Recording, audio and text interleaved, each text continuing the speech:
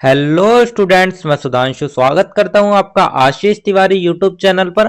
आशा करता हूं कि आप सभी अच्छे होंगे। मैं इस चैनल के माध्यम से आप सभी के लिए लेकर आया हूं एक वीडियो लेक्चर सीरीज जो बेस है आपके बीए ऑनर्स पॉलिटिकल साइंस के सेकंड सेमेस्टर की लोक प्रशासन पर दृष्टिकोण यानी कि perspective on public administration subject की एक इम्पोर्टेंट किताब पर, जो कि आपका डिसिप्लिन स्पेसिफिक कोर कोर्स यानी कि आपका डीएससी 4 का सब्जेक्ट है। तो स्टूडेंट, अगर आप ड्यू, सोल, रेगुलर या किसी और यूनिवर्सिटी से सब्जेक्ट पढ़ रहे हैं तो ये सीरीज आपके लिए बहुत ही उपयोगी होने वाली है, क्योंकि इस सीरीज में हम हर चैप्टर को सिंपल भाषा में समझेंगे, इंपॉर्टेंट कॉन्सेप्ट्स को ब्रेक डाउन करेंगे और एग्जाम पॉइंट ऑफ व्यू से भी डिस्कस करेंगे। तो स्टूडेंट, अगर आप DU, SOL, regular, NCWEB and other किसी के भी सब्जेक्ट को समझना चाहते हैं आसानी से, तो चैनल को सब्सक्राइब जरूर कर लीजिएगा, वीडियो को लाइक कर लीजिएगा और अपने दोस्तों के साथ शेयर करना ना भूले। एंड सोल से रिलेटेड डेली अपडेट्स के लिए आप सभी हमारा व्हाट्सएप चैनल फॉलो कर लीजिएगा। तो चलिए शुरू करते हैं। मैं आपका स्वागत करता हूं बीए ऑनर्स पॉलिटिकल साइंस के सेकंड सेमेस्टर की perspective on public administration subject के यूनिट नंबर सेकंड के चैप्टर नंबर 5 के इस वीडियो लेक्चर में। इससे पहले की वीडियो में हमने यूनिट नंबर सेकंड के चैप्टर नंबर 4 के इंपोर्टेंट टॉपिक डिस्कस किए थे, और आज की वीडियो में हम हमारे यूनिट नंबर सेकंड का जो चैप्टर नंबर 5 है, पारिस्थितिक दृष्टिकोण, जो कि हमारा फ्रेडरिक्स जी ने दिया था, उसके बारे में डिस्कस करेंगे। तो स्टूडेंट, आज हम पढ़ने वाले हैं लोक प्रशासन का एक बहुत ही इंटरेस्टिंग कॉन्सेप्ट जिसका नाम है पारिस्थितिक दृष्टिकोण। तो स्टूडेंट, इस कॉन्सेप्ट को समझने से पहले आप मेरे क्वेश्चन का आंसर दीजिएगा। मान लीजिएगा दो स्कूल है, एक है स्कूल ए और एक है स्कूल बी। तो स्टूडेंट, जो स्कूल ए है यहाँ पे आपका एसी भी है, स्मार्ट बोर्ड है, लाइब्रेरी है, सब कुछ यहाँ पर आपको फैसिलिटी मिलेगी। लेकिन जो आपका स्कूल बी है, यहाँ पर आपका कभी कभी पंखा भी चलता है, कभी नहीं भी चलता है, यानी कि यहाँ पर आपके लिए कोई भी फैसिलिटी नहीं है। तो अब सवाल है कि अगर दोनों स्कूल का रिजल्ट अलग अलग आए तो क्या सिर्फ टीचर जिम्मेदार होगा? तो इसका आंसर है जी नहीं, उसके पीछे इन्वायरमेंट भी जिम्मेदार होगा। बस यही बात समझने की कोशिश की थी हमारे फ्रेडरिक्स जी ने। तो चलिए इस चैप्टर को हम समझ लेते हैं। तो चलिए इस चैप्टर की जो शुरुआत है वो हम सबसे पहले एक छोटे से परिचय यानी कि एक छोटे से इंट्रोडक्शन से कर लेते हैं। तो परिचय में हम देखेंगे कि लोक प्रशासन के अध्ययन में पर्यावरण और समाज की परिस्थितियों का महत्वपूर्ण प्रभाव होता है। तो स्टूडेंट, आप समझिए, जो हमारे फ्रेडरिक्स जी थे, जैसे कि आप सभी देख सकते हैं, ये है हमारे फ्रेडरिक्स जी। इनका कहना था कि प्रशासन सिर्फ रूल्स और लॉ से नहीं चलता, बल्कि जो समाज है, जो कल्चर है, जो इकोनॉमी है और जो इन्वायरमेंट है, उससे भी समाज या उससे भी प्रशासन प्रभावित होता है। मतलब कि अगर इन्वायरमेंट बदल जाएगा तो एडमिनिस्ट्रेशन भी बदल जाएगा। प्रशासनिक व्यवस्था केवल नियमों से नहीं बल्कि सामाजिक, आर्थिक और सांस्कृतिक परिस्थितियों से भी प्रभावित होती है। तो इसीलिए जो हमारे फ्रेड डब्ल्यू रिक्स जी थे, उन्होंने एक उपागम प्रस्तुत किया जिसका नाम था पारिस्थितिकी उपागम, और इसमें उन्होंने यही बताया कि अगर इन्वायरमेंट बदल जाएगा तो जो एडमिनिस्ट्रेशन है वो भी बदल जाएगा। तो स्टूडेंट, इस दृष्टिकोण के अनुसार प्रशासन और उसके आसपास के सामाजिक वातावरण के बीच घनिष्ठ संबंध होता है। तो इसीलिए किसी भी प्रशासनिक प्रणाली को समझने के लिए उसके सामाजिक और आर्थिक परिवेश का अध्ययन करना आवश्यक हो जाता है। तो आप इसको एक उदाहरण के माध्यम से समझिएगा। मान लो दो पुलिस स्टेशन है। पहला जो पुलिस स्टेशन है वो है स्विट्जरलैंड का, और दूसरा पुलिस स्टेशन है हमारा इंडिया के छोटे कस्बे में। तो स्टूडेंट, रूल्स दोनों जगह लगभग सेम हो सकते हैं, लेकिन काम करने का तरीका दोनों का अलग अलग होगा। क्यों होगा? क्योंकि समाज अलग है, कल्चर अलग है, इकोनॉमिक कंडीशन अलग है। तो इसी को हम कहते हैं इकोलॉजिकल अप्रोच, यानी कि हमारा पारिस्थितिकी उपागम। तो यही था हमारा एक छोटा सा परिचय। परिचय के बाद जो हमारा नेक्स्ट टॉपिक आता है वो हमारा आता है प्रशासनिक तंत्र में रिक्स का पारिस्थितिक दृष्टिकोण। तो अब हम बात कर लेते हैं कि प्रशासन और पर्यावरण का क्या संबंध बताया हमारे एफ डब्ल्यू रिक्स जी ने। तो रिक्स के अनुसार प्रशासन एक बंद प्रणाली नहीं बल्कि यह समाज के विभिन्न तत्वों से प्रभावित होती है। तो जो हमारे रिक्स है, उन्होंने कहा कि प्रशासन और इन्वायरमेंट दोनों ही एक दूसरे को प्रभावित करते हैं, यानी कि अगर इन्वायरमेंट बदलेगा तो जो प्रशासन है वो भी बदल जाएगा। तो सामाजिक संरचना, संस्कृति, अर्थव्यवस्था और राजनीतिक प्रशासन को प्रभावित करती है। यदि समाज में परिवर्तन होता है तो प्रशासनिक प्रणाली में भी परिवर्तन होता है। तो स्टूडेंट, मान लो एक शहर में लोग बहुत ज्यादा डिसिप्लिन है, तो वहां पर पुलिस का जो काम है वो बहुत ही ज्यादा आसान होगा। लेकिन अगर दूसरे शहर में जो लोग हैं वे फॉलो नहीं करते रूल को, तो पुलिस को ज्यादा मेहनत करनी पड़ेगी। तो इसीलिए रिक्स कहते हैं कि एडमिनिस्ट्रेशन को समझने के लिए सोसाइटी को समझना भी बहुत ज्यादा जरूरी हो जाता है। तो इस दृष्टिकोण में प्रशासन और उसके पर्यावरण के बीच पारस्परिक संबंधों का अध्ययन भी किया जाता है। रिक्स ने विशेष रूप से विकासशील देशों के प्रशासन को समझाने के लिए इस सिद्धांत को प्रस्तुत किया था। तो स्टूडेंट, जैसे कि जो हमारे विकसित देश होते हैं, जैसे कि आप देख लीजिएगा संयुक्त राज्य अमेरिका हो गया या कोई भी हमारा विकासशील विकसित देश हो गया, तो उनमें जो आप प्रशासन देखोगे वहां को जो इन्वायरमेंट है वो इस तरीके का है कि लोग रूल्स फॉलो करते हैं। तो इसी के कारण जो प्रशासन है वो थोड़ा सरल और सुलभ है। लेकिन जो विकासशील देश होते हैं उसमें जो लोग होते हैं वे कम रूल्स फॉलो करते हैं, तो इसीलिए वहां का जो प्रशासन है उसको ज्यादा मेहनत करनी होती है। तो इसी चीज को समझाने के लिए हमारे जो फ्रेड डब्ल्यू रिक्स जी है उन्होंने हमारा ये दृष्टिकोण हमें प्रस्तुत किया था। थर्ड हमारा जो पॉइंट आता है वो आता है हमारे समाज के प्रकार को लेकर। तो स्टूडेंट, जो हमारा समाज है, तो हमारे रिक्स जी ने समाज को 3 प्रकार में बांटा। पहला जो हमारा समाज आया वो आया हमारा एग्रिया, जिसे हम संलयित सोसाइटी भी कहते हैं। सेकंड जो आता है वो आता है इंडस्ट्रियल, जिसे हम विवर्तित सोसाइटी भी कहते हैं। थर्ड जो आता है वो आता है हमारा प्रिज्मे समाज, जिसे हम प्रिस्मेटिक सोसाइटी भी कहते हैं। तो चलिए इन तीनों समाज को हम समझ लेते हैं जो कि हमारे फ्रेड डब्ल्यू रिक्स जी ने हमें बताया है।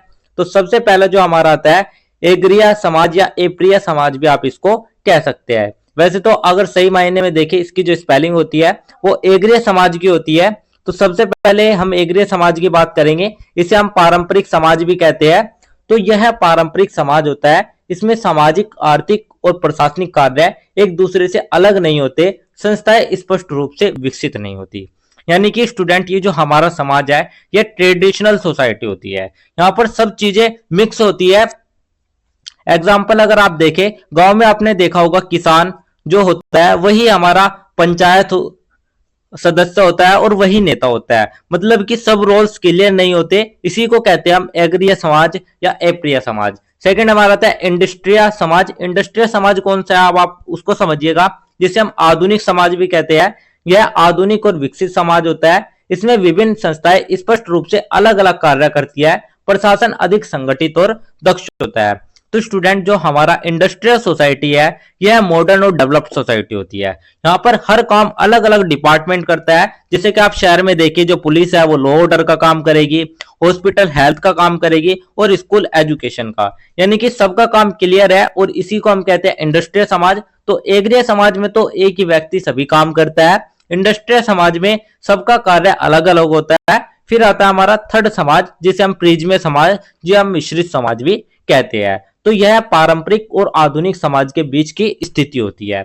इसमें दोनों प्रकार की विशेषताएं दिखाई देती है। अधिकांश विकासशील देश इसी प्रकार के समाज में आते हैं। तो स्टूडेंट, जो हमारा एग्रिया समाज है और जो इंडस्ट्रियल समाज है, अगर हम इन दोनों को मिला दे, कुछ तत्व एग्रिया समाज के और कुछ तत्व इंडस्ट्रियल समाज के, तो तब जाके हमारा जो बनता है वो बनता है हमारा प्रिज्मे समाज, यानी कि हमारा मिश्रित समाज। तो स्टूडेंट, ये हमारा सबसे इंटरेस्टिंग कॉन्सेप्ट है। तो यह हमारा ट्रेडिशनल और मॉडर्न सोसाइटी का एक मिक्सचर होता है। तो जो हमारे एफ डब्ल्यू रिक्स जी है उनके अनुसार डेवलपिंग कंट्रीज अक्सर इसी कैटेगरी में आती है। तो आप इसको एक एग्जांपल के माध्यम से समझिएगा। कागजों में लिखा है काम नियम से होगा, लेकिन असलियत में भाई थोड़ा जान पहचान लगाओ। आपने देखा होगा, आप किसी भी सरकारी दफ्तर में जाते हैं तो वहां पर क्या होता है, वहां पर रूल तो यह होता है कि सब काम नियम से होगा। लेकिन अगर किसी का उस डिपार्टमेंट में कोई जानने वाला होता है, कोई उस डिपार्टमेंट में, तो क्या होता है, वह अपने जानने वाले से सिफारिश लगाता है, फिर उसका जो काम है वो औरों की अपेक्षा जल्दी होने लगता है। मतलब कि रूल्स कुछ और रियलिटी कुछ और। इसे ही हमारे जो रिक्स है वे कहते हैं प्रिज्मे समाज या प्रिस्मेटिक सोसाइटी। तो यही थे हमारे फ्रेड डब्ल्यू रिक्स जी के अनुसार समाज के 3 प्रकार, जो कि मैंने आपको बता दिए। इसके बाद जो हमारा नेक्स्ट मॉडल आता है वो आता है हमारा साला मॉडल। तो अब हम बात कर लेते हैं हमारे साला मॉडल यानी कि प्रिज्मे समाज में प्रशासनिक उप प्रणाली के बारे में। तो स्टूडेंट, जो हमारा प्रिज्मे समाज है उसमें अक्सर ये प्रॉब्लम्स होती है, जैसे कि रूल्स और रियलिटी में डिफरेंस होता है, पर्सनल रिलेशंस का इन्फ्लुएंस होता है, करप्शन, इनफिशिएंसी, ये सभी हमें देखने को मिलती है। तो इन्हीं सभी की संरचना को समझने के लिए जो हमारे फ्रेड डब्ल्यू रिक्स जी थे उन्होंने एक साला मॉडल प्रस्तुत किया। तो साला मॉडल क्या था, तो स्टूडेंट, जो हमारा प्रशासनिक कार्यालय था उसको इन्होंने साला कहा। तो अब आप समझ लीजिएगा, जैसे आप मान लो सरकारी फॉर्म भरने गए, तो रूल के हिसाब से 5 मिनट में काम होना चाहिए, लेकिन रियलिटी में होता है कि कल आना, फाइल साहब के पास है। यह आपके प्रिज्म समाज की एक प्रॉब्लम है। तो इसी तरीके की प्रॉब्लम को समझने के लिए जो हमारे फ्रेड डब्ल्यू रिक्स जी है, उन्होंने साला मॉडल प्रस्तुत किया। उन्होंने कहा कि प्रिज्म समाज में प्रशासनिक प्रणाली में अक्सर औपचारिक नियम और वास्तविक व्यवहार में अंतर होता है। तो अधिकारी कई बार व्यक्तिगत संबंधों या सामाजिक दबाव के आधार पर निर्णय लेते हैं, इससे कि जो हमारा प्रशासन है उसमें करप्शन, पक्षपात और अक्षमता जैसी जो समस्या है, जो प्रॉब्लम है, वे सभी होने लगती है। तो यही था हमारा साला मॉडल। इसके बाद जो हमारा नेक्स्ट टॉपिक आता है वो हमारा आता है बाजार कैंटीन प्रिज्म समाज की आर्थिक उप प्रणाली को लेकर। तो अब हम बात कर लेते हैं बाजार कैंटीन मॉडल के बारे में। तो स्टूडेंट एफ डब्ल्यू रिक्स जी ने एक मजेदार मॉडल दिया जिसे हम कहते हैं बाजार कैंटीन मॉडल। तो सबसे पहले आप समझिएगा कि यहाँ पर जो बाजार और कैंटीन है इनका तात्पर्य क्या है। तो बाजार और कैंटीन को तात्पर्य समझने से पहले आप समझिएगा कि ये हमारा बाजार कैंटीन मॉडल किस लिए दिया गया था। तो प्रिज्म समाज की आर्थिक व्यवस्था को समझने के लिए हमारा जो बाजार कैंटीन मॉडल है इसका वर्णन किया गया था।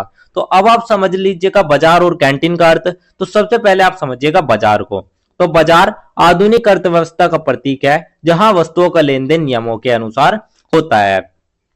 तो स्टूडेंट जो बाजार है वो एक मॉडर्न इकोनॉमी को रिप्रेजेंट करता है। यहाँ पर फिक्स रूल्स, क्लियर प्राइसेस और ट्रांसपेरेंसी होती है।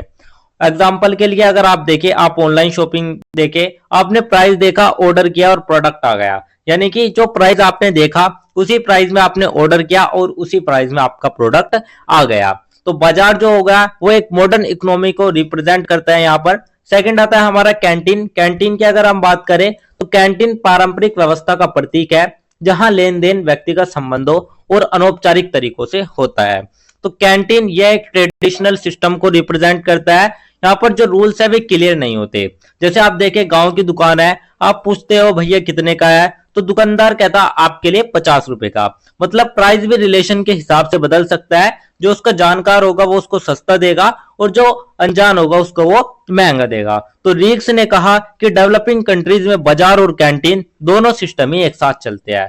तो प्रिज्म समाज में दोनों प्रकार की व्यवस्थाएं हमें एक साथ देखने को मिलती है और इसी वजह से आर्थिक और प्रशासनिक व्यवस्था में कई प्रकार की जो असंगतियां यानी कि जो चुनौतियां है वे भी हमें देखने को मिलती है।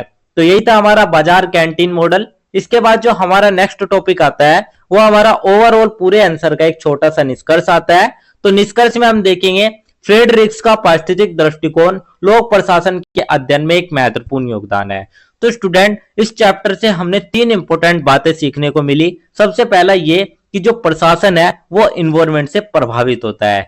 सेकंड ये कि जो समाज है वे 3 प्रकार के होते हैं और जो हमारा डेवलपिंग कंट्रीज है उसमें हम प्रिज्म समाज को देखते हैं। तो उन्होंने यह स्पष्ट किया कि प्रशासन को समझने के लिए उसके सामाजिक और आर्थिक वातावरण का अध्ययन आवश्यक है। उनका प्रिज्म समाज मॉडल विशेष रूप से विकासशील देशों के प्रशासन को समझने में सहायक करता है। तो फ्रेड रिक्स जी ने हमें सिखाया कि एडमिनिस्ट्रेशन को समझना तो सिर्फ रूल्स नहीं बल्कि समाज और इन्वायरमेंट भी समझना पड़ेगा। तो इस सिद्धांत ने प्रशासनिक अध्ययन को और ज्यादा व्यापक और यथार्थवादी बना दिया।